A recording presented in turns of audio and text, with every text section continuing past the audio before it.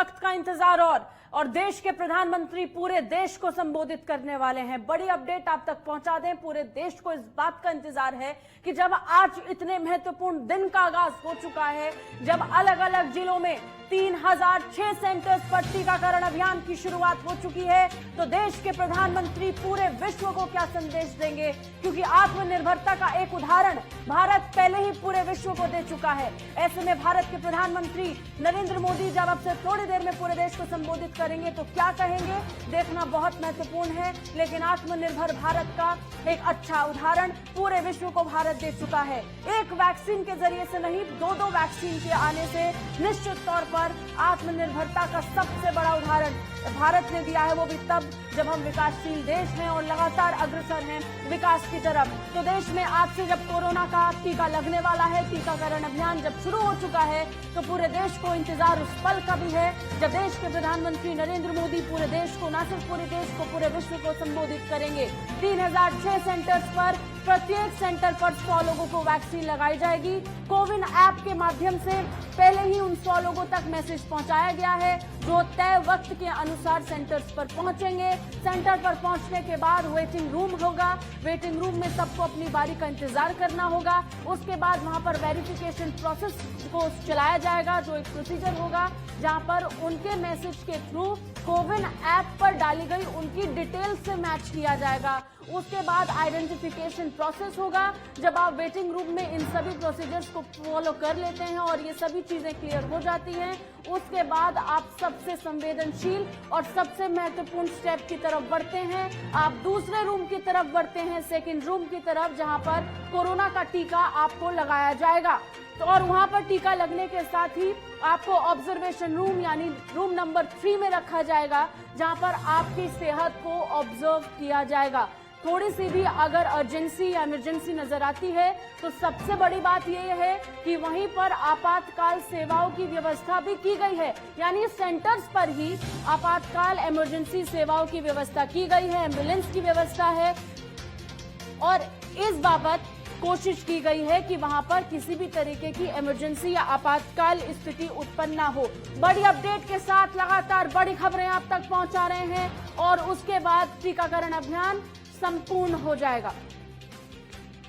तो पिछले 24 घंटे में जब हम जिक्र कर रहे हैं कि कोरोना के आंकड़े बढ़ रहे हैं, भारत लगातार आत्मनिर्भर भारत का एक एग्जाम्पल पूरे विश्व के सामने रखता हुआ नजर आ रहा है। हमारे सहयोगी, हमारे फ्रंटलाइन वॉरियर्स भी लगातार फील्ड में मौजूद हैं, जो एक एक पल की अपडेट प्रत्येक सेंटर से हम तक पहुंचाने की कोशिश कर रहे हैं। एक बार फिर से अपने सहयोगियों की तरफ बढ़ूंगी और उनका आपसे रूबरू करवा देती हूं। हमारे साथ हमारे सहयोगी जुड़े हुए हैं। जम्मू कश्मीर से आरिफ रशीद हमारे साथ जुड़े हैं, गजेंद्र सिंह दिल्ली से हमारे साथ जुड़े हैं, उत्तराखंड की राजधानी देहरादून से हमारे सहयोगी भानु प्रकाश नेगी हमारे साथ जुड़े हुए हैं।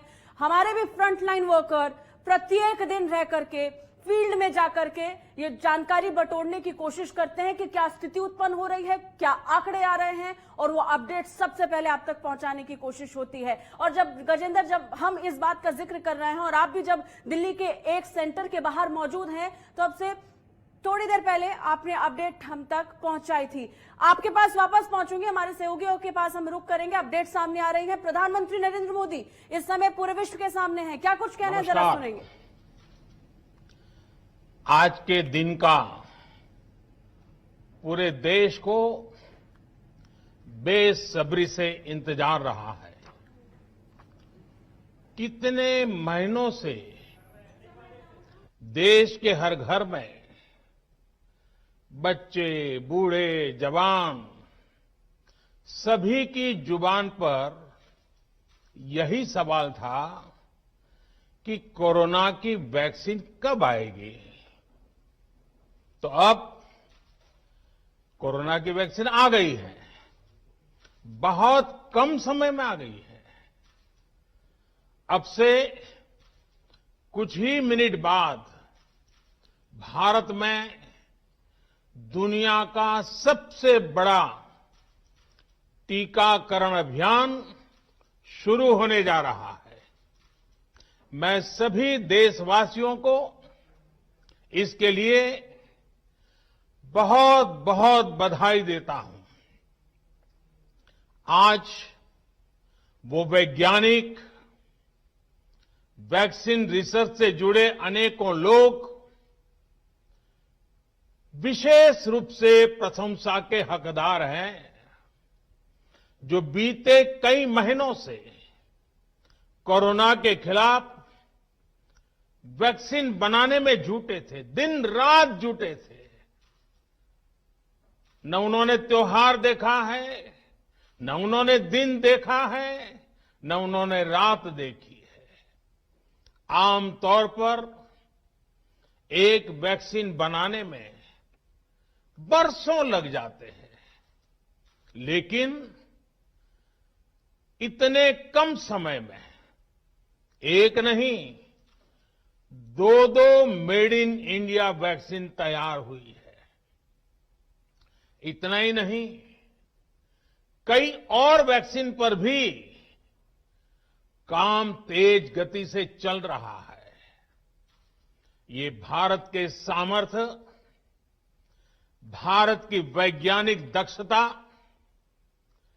भारत के टैलेंट का जीता जागता सबूत है।